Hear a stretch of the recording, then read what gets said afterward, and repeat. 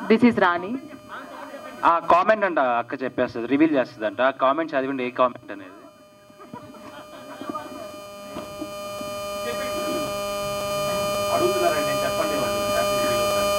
అంటే ఏవో పార్టీల పేరు పెట్టి పంపించారు, అది ఏంటన్నది మీరే చెప్పండి.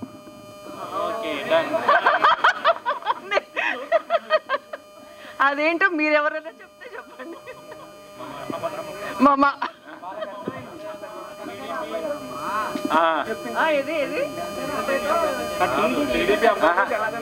Exactly right. టీడీపీ అబ్బాయితో Janasena. Yeah, hi Amar. Hi అమ్మా. This is Rani. So first of all silver స్క్రీన్లో ఆల్రెడీ మీరు ప్రతి ఇంట్లో తెలుసు అమర్దీప్ అంటే. సో ప్రతి ఇంట్లో అబ్బాయిలాగా మీరు ఉన్నారు. సుప్రీత నాయుడు, సో సురేఖ వాణి గారు అమ్మాయిగా ఇంతవరకు ఆల్రెడీ ఫేమస్, మీ ఇద్దరు ఫేమస్ పర్సనాలిటీస్ అనే చెప్పాలి. అండ్ టైటిల్ చాలా బాగుంది. And congratulations for the first move. Chowdary గారు అబ్బాయితో నాయుడు గారు అమ్మాయి, నిజంగానే మీ ఓన్ క్యాస్ట్ కూడా అవే. సో దాన్ని బేస్ చేసుకొని టైటిల్ పెట్టారా, లేదంటే నిజంగానే స్టోరీకి యాప్ట్ అయ్యేటట్లు ఉంటుందా? స్టోరీకి యాప్ట్ అయ్యేలాగా కొద్దిగా ఉంటుంది, ఒక చిన్న పోర్షన్ లైట్గా ఉంటుంది. బట్ దీని గురించి కంప్లీట్గా చెప్పాలంటే మా ప్రొడ్యూసరే మాట్లాడతారు దీని గురించి.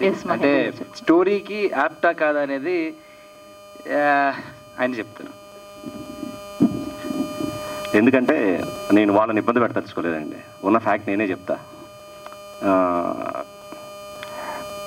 టైటిల్ అనేది ఈ రోజుల్లో చాలా ఇంపార్టెంట్ రోల్ ప్లే చేస్తుంది. మేమేదో XY Z అని సినిమా టైటిల్ పెడతాం, మన అమీర్పేట్ సెంటర్లోనో లేకపోతే ఫిలిం ఛాంబర్ ముందులో పోస్టర్లు వేస్తాం. 2 అడుగులు వేసిన తర్వాత టైటిల్ గుర్తుండదు, ఆ సినిమా ఏంటో తెలియదు, అలా వస్తాం ఇలా వెళ్ళిపోతాం.